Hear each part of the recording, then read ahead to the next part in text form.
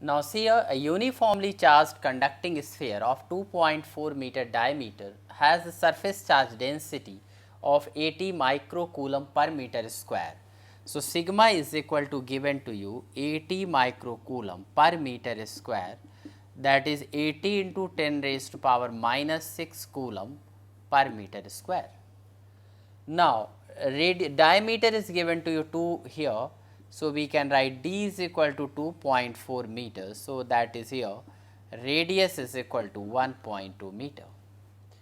Now, we have to calculate the charge on the sphere.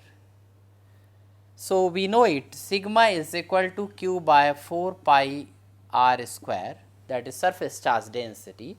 So, we can write q is equal to sigma into 4 pi r square, that is 80 into 10 raised to power minus 6 into 4 into 22 by 7, that is pi, and 1.2 square.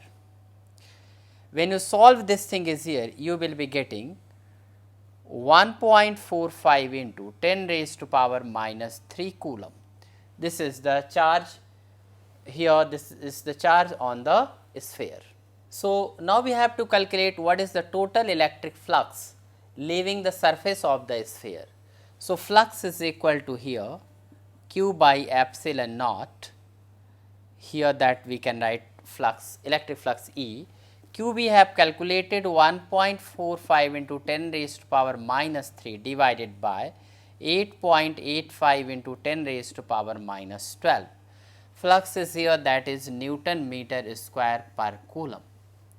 So, now when you solve it, we will be getting it here in this case 1.6 into 10 raised to power 8 Newton meter square per coulomb. So, this is the total flux leaving through the surface.